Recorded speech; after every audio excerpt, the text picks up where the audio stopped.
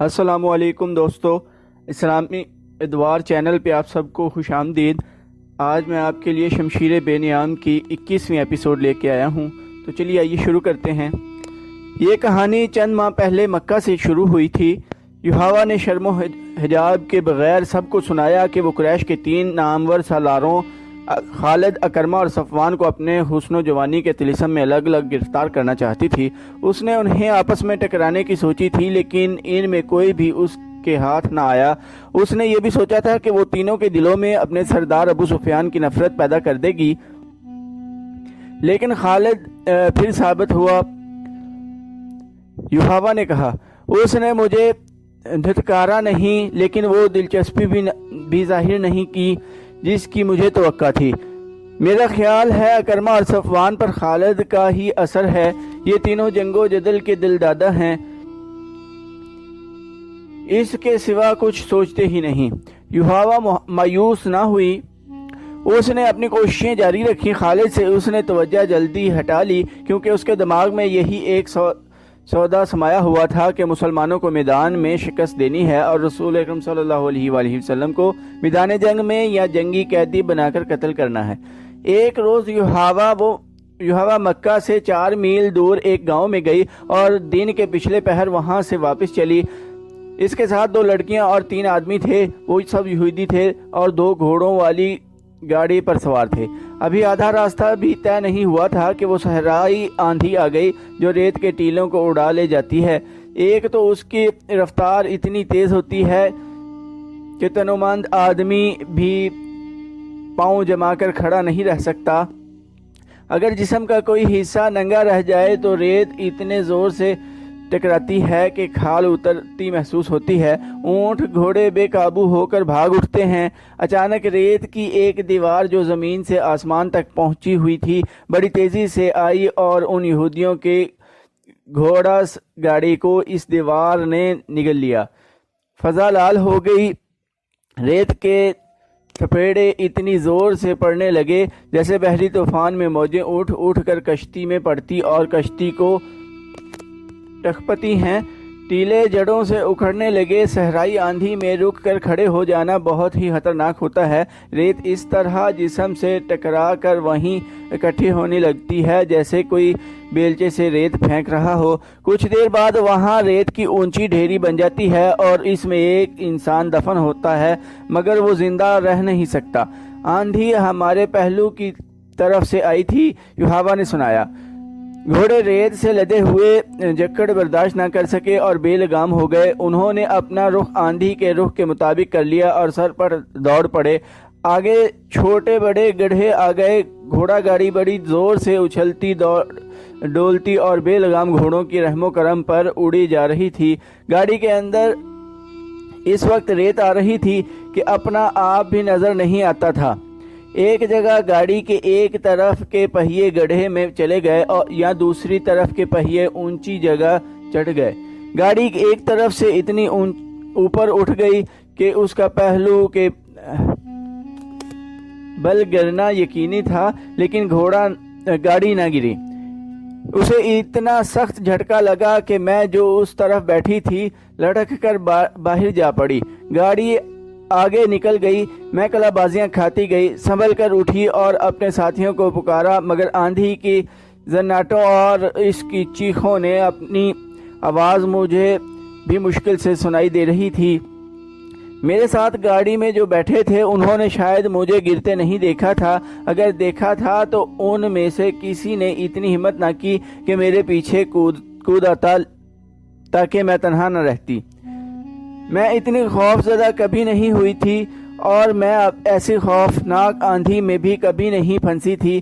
آندھی میں کچھ نظر نہیں آتا تھا، میرے نیچے کوئی راستہ نہیں تھا۔ مجھے یہ بھی معلوم تھا کہ گھوڑا صحیح راستے سے ہٹ کر نہ جانے گاڑی کو کس طرف لے آئے گا۔ میں چہرے پر کپڑا ڈالے آندھی کے رخ میں جا رہی تھی، پاؤں جمتے نہیں تھے۔ یوحوا کو آندھی دھکیلتی لے جا رہی تھی۔ اچانک آندھی کی چیخیں بہت ہی بلند اور ڈراؤنی ہو گئیں۔ یوحوا پہلے نیچے گئی، وہ گھاٹی تھی جو وہ آندھی کے زور پر اتر گئی۔ پھر وہ ایک دیوار سے ٹکرائی۔ یہ ریت مٹی کی دیوار تھی۔ یوحوا اس پر ہاتھ رکھ رکھ کر آگے چلتی گئی۔ یہ نشیبی جگہ تھی جس میں مٹی کے ٹیلے اور ٹنڈ منڈ سے صحرائی درخت بھی تھے۔ یہاں آندھی کی چیخیں ایسی ہو گئی تھیں جیسے بہت سی عورتیں چیخ چلا رہی ہوں۔ بعض چیخیں آندھی کی لگتی ہی نہیں تھیں، یہ انسانوں کی بھی نہیں لگتی تھیں، یہ چڑیلوں یا درندوں کی معلوم ہوتی تھیں۔ یہ یہودی حسینہ جو اپنے آپ کو نڈر اور دلیر سمجھتی تھی، خوف سے رو پڑی۔ وہ جانتی تھی کہ آندھی تھم جائے گی، لیکن وہ یہ بھی جانتی تھی کہ کسی کے ہاتھ چڑھ گئی تو وہ اسے اس کے گھر نہیں اپنے گھر لے جائے گا، اور یہ بھی ہو سکتا تھا کہ کوئی اسے خراب کر کے قتل کر جائے۔ رات آ رہی تھی، بھیڑیوں کا خطرہ الگ تھا۔ کوئی اور خطرہ نہ ہوتا تو یہ خطرہ موجود تھا کہ وہ مکہ کے راستے سے بھٹک آتی۔ صحرا میں راستے کی تلاش ناممکن ہوتی ہے۔ بھٹکے ہوئے مسافر کا انجام موت ہوتا ہے۔ وہ تھکن سے نہیں، پیاس سے مرتا ہے۔ اسے اونٹ کے بڑبڑانے کی آواز آئی۔ اس کی دہشت زدگی بڑھ گئی، لیکن اسے آندھی کی آواز سمجھ کر اس نے دل کو تسلی دے لی۔ اسے کچھ بھی نظر نہیں آ رہا تھا۔ وہ مٹی کی دیوار پر ہاتھ رکھ رکھ کر جا رہی تھی۔ یہ دیوار بہت بڑا ٹیلا تھا جو آگے جا کر گھوم گیا۔ اونٹ کی آواز ایک بار پھر سنائی دی۔ اب یہ آواز بہت قریب سے آئی تھی، اتنی قریب سے کہ یوحوا رک کر پیچھے ہٹ آئی۔ اب اسے شک نہ رہا، یہ اونٹ کی ہی آواز تھی۔ اونٹ اکیلا نہیں ہو سکتا تھا، 2-3 آدمیوں کا وہاں ہونا ضروری تھا۔ یہ آدمی اس کے ہمدرد تو نہیں ہو سکتے تھے۔ وہ گناہ اور بدی کا دور تھا۔ یوحوا نے وہاں سے بھاگنے کا ارادہ کیا، لیکن کس طرف؟ کہاں؟ وہاں کوئی پناہ نہیں تھی۔ آندھی ٹیلوں اور خشک درختوں کے درمیان سے گزر کر ہیبت ناک چیخیں پیدا کر رہی تھی۔ یوحوا کے پاؤں جیسے زمین نے جکڑ لیے تھے۔ اسے اپنے ان آدمیوں پر غصہ آنے لگا جن کے ساتھ وہ گھوڑا گاڑی میں جا رہی تھی۔ انہیں اتنا بھی پتہ نہ چلا کہ وہ گاڑی سے گر گئی ہے۔ کوئی طاقت تھی جو اسے دھکیل کر ایک طرف لے گئی۔ وہاں سے دیوار کی طرح سیدھا کھڑا ٹیلا اندر کو چلا گیا تھا۔ یہ بڑی اچھی اوٹ تھی۔ وہ آندھی کے تپیڑوں سے محفوظ ہو گئی۔ وہاں 3-4 گز دور تک وہ دیکھ بھی سکتی تھی۔ اسے اونٹ نظر نہیں آ رہا تھا۔ دیوار کے ساتھ ساتھ وہ اور اندر گئی تو ایک غار کا دہانہ دکھائی دیا، لیکن اس نے اندر جانے کی جرت نہ کی۔ وہ رک گئی۔ اندر آ جاؤ، اسے ایک آدمی کی آواز سنائی دی۔ باہر کیوں کھڑے ہو بھائی، اندر آ جاؤ۔ یوحوا کی بے اختیار چیخ نکل گئی اور وہ پیچھے کو دوڑی۔ جو ہی وہ اس اوٹ سے باہر نکلی، آندھی نے اس پر اس طرح ریت پھینکی جیسے کسی نے بیلچے سے پھینکی ہو۔ یوحوا گھبرا کر پیچھے ہٹی۔ ایک آدمی جو پیچھے سے آیا تھا اس کے سامنے آن کھڑا ہوا۔ اوہ، تم عورت ہو؟ اس آدمی نے پوچھا۔ اکیلی ہو؟ تم اکیلی نہیں ہو سکتی، میرے ساتھ 4 آدمی ہیں۔ یوحوا نے اپنا چہرہ اوڑھنی میں چھپا کر کہا۔ ان کے پاس گھوڑے ہیں، ان کے پاس تلواریں اور برچھیاں ہیں۔ کہاں ہیں وہ؟ اس آدمی نے کہا۔ تم ان سے الگ ہو کر ادھر کیوں آئی تھی؟ انہیں ادھر لے آؤ، بڑا اچھا غار ہے، ہم سب آسانی سے اس میں بیٹھ سکیں گے۔ یوحوا وہاں سے نہ ہلی۔ اس آدمی نے اسے 3 بار کہا کہ وہ ان آدمیوں کو ساتھ لے آئے، لیکن یوحوا کی زبان بند ہو گئی تھی۔ اس آدمی نے جھپٹا مار کر یوحوا کی اوڑھنی کھینچ لی۔ تم اس یہودی کی بیٹی نہیں ہو؟ اس آدمی نے پوچھا اور یوحوا کے باپ کا نام لے کر بولا۔ تم اکیلی ہو؟ ہاں، میں اکیلی ہوں، یوحوا نے روتی ہوئی آواز میں کہا۔ مجھ پر رحم کرو۔ یوحوا نے اسے بتا دیا کہ یہاں کس طرح پہنچی ہے۔ میرے ساتھ آؤ، اس آدمی نے کہا، اور یوحوا کا بازو پکڑ کر اسے اپنے ساتھ لے چلا۔ ذرا رکو، یوحوا نے کہا، تم کتنے آدمی ہو؟ کیا تم مجھ پر رحم نہیں کرو گے؟ تم قبیلہ قریش کے آدمی ہو شاید۔ میں اکیلا ہوں، آدمی نے کہا، اور میرا قبیلہ قریش ہی ہے۔ میں تم پر رحم ہی کر رہا ہوں، میں نے تمہیں مکہ میں اکثر دیکھا ہے۔ یوحوا نے کہا، تمہارے نام سے میں واقف نہیں، میں جرید بن مسیب ہوں، میرے ساتھ آؤ، پھر تم مجھے گھر تک پہنچا دو گے؟ یوحوا نے پوچھا۔ میں تمہیں ناراض نہیں کروں گی۔ اونٹ جس کی آوازیں یوحوا نے سنی تھی وہ جرید بن مسیب کا تھا جو باہر کہیں بیٹھا تھا۔ جرید یوحوا کو غار میں لے گیا۔ جرید دراز قد، گٹھے ہوئے جسم اور دلکش چہرے مہرے والا جوان آدمی تھا۔ اس نے غار میں لے جا کر یوحوا کو پانی پلایا اور ایک تھیلی اس کے آگے رکھ دی جس میں کھجوریں تھیں۔ خاموشی سے بیٹھی رہو، جرید نے کہا، آندھی کا زور ٹوٹ رہا ہے، میں تمہیں گھر پہنچا دوں گا۔ ذرا خاموش رہ کر اس نے یوحوا سے پوچھا، تم نے یہ کیوں کہا تھا کہ میں تمہیں ناراض نہیں کروں گی؟ تم مجھے گھر پہنچانے کا معاوضہ لوگے؟ یوحوا نے کہا، میں اور کیا معاوضہ دے سکتی ہوں؟ میں کوئی معاوضہ نہیں لوں گا۔ جرید نے کہا، میں ان میں سے نہیں ہوں۔ اگر میں نے تمہیں کسی سے لڑ کر چھینا ہوتا تو تم میرا انعام ہوتی، مگر تم نے مجھ سے رحم مانگا ہے۔ رحم کرنے کا معاوضہ کون لیتا ہے؟ یوحوا اس کے منہ کی طرف دیکھتی رہی۔ جرید بن مسیب لیٹ گیا۔ یوحوا نے اس کے ساتھ کچھ باتیں کی۔ تھوڑی دیر بعد اسے یقین ہو گیا کہ جرید کی نیت میں خرابی نہیں، وہ تو اس کے ساتھ کھل کر بات بھی نہیں کرتا تھا۔ یوحوا پریشان ہو گئی۔ جرید، یوحوا نے پوچھا، کیا میں خوبصورت نہیں؟ کیا تم مجھے پسند نہیں کرتے؟ جرید نے کہا لگایا مگر بولا کچھ بھی نہیں۔ تم کیوں ہنستے ہو؟ یوحوا نے پوچھا، میں تمہاری ہنسی سے ڈر گئی ہوں۔ خدا کی قسم تم بہت خوبصورت ہو، جرید نے کہا۔ تم میری پسند کی لڑکی ہو، لیکن جس طرح اور جس جگہ تم مجھے ملی ہو یہ مجھے پسند نہیں۔ میری مردانگی کو مت للکارو۔ تمہارا جسم مجھے بہت اچھا لگتا ہے، لیکن میرے دیوتا مجھ پر لعنت بھیجیں گے کہ میں نے مصیبت میں پھنسی ہوئی لڑکی کا ہاتھ پکڑا اور اس کے جسم کو اپنا انعام سمجھ لیا۔ جرید پھر خاموش ہو گیا۔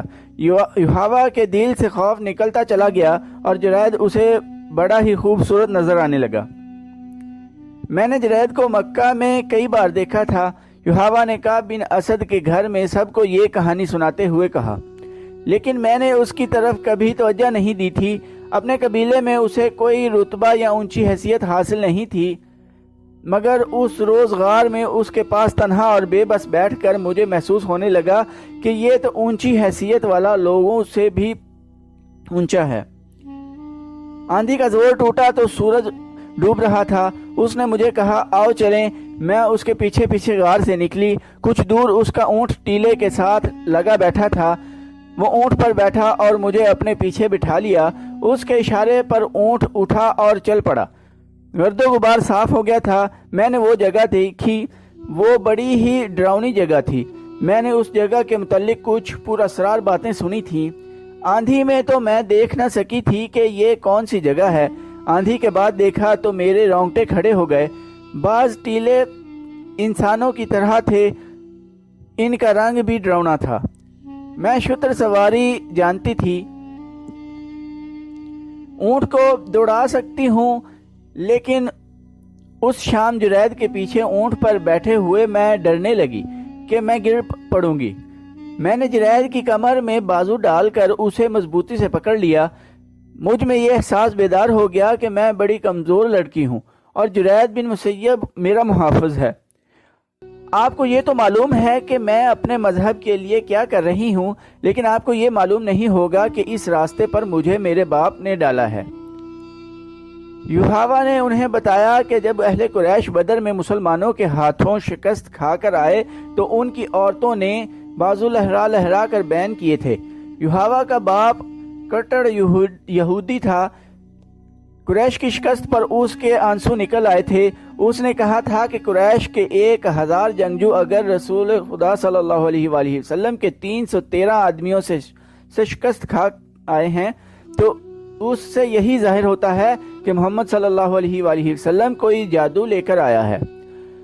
اس نے کہا تھا محمد صلی اللہ علیہ وآلہ وسلم کے پیروکار اسی قبیلہ قریش کے آدمی تھے، وہ آسمان سے نہیں اترے، پھر وہ جیت کس طرح گئے؟ اس وقت یوحوا کمسن تھے۔ اگلے روز اس کے باپ نے گھر والوں کو اپنا خواب سنایا جو اس نے گزشتہ رات دیکھا تھا۔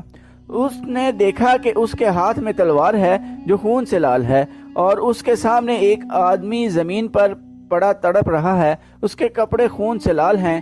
یوحوا کو معلوم نہیں کہ یہ کون ہے، اسے اس نے قتل کر دیا ہے۔ اسے ایک آواز سنائی دیتی ہے، یہ کام تمہیں نے کیا ہے۔ تڑپتا ہوا زخمی مر جاتا ہے اور لاش اپنے آپ زمین میں غائب ہو جاتی ہے۔ وہاں سے ایک بڑی خوبصورت اور کمسن لڑکی ابھرتی ہے جس کے ہونٹوں پر مسکراہٹ ہے۔ اس پر اس خواب کا ایسا اثر ہوا کہ وہ لیس بن موشان کے پاس چلا گیا اور اس سے خواب کی تعبیر پوچھی۔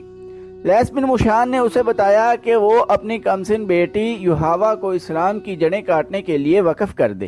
اس بوڑھے یہودی جادوگر نے یہ پیشن گوئی بھی کی تھی کہ جس نے نبوت کا دعویٰ کیا ہے، یعنی رسول کریم صلی اللہ علیہ وآلہ وسلم، وہ اس لڑکی کے ہاتھوں قتل ہوں گے یا یہ لڑکی اس کی نبوت کے خاتمے کا ذریعہ بنے گی۔ اس نے یوحوا کے باپ سے یہ بھی کہا تھا کہ وہ یوحوا کو اس کے پاس لے آئے۔ یوحوا کو لیس بن موشان کے حوالے کر دیا گیا۔ تو دوستو، آج کی ایپیسوڈ یہیں ختم کرتے ہیں۔ جن لوگوں نے چینل کو سبسکرائب نہیں کیا ابھی تک، وہ چینل سبسکرائب کر دیں، لائک، کمنٹ اور شیئر کرنا نہ بھولیے گا۔ ٹائم دینے کے لیے شکریہ۔ اللہ حافظ۔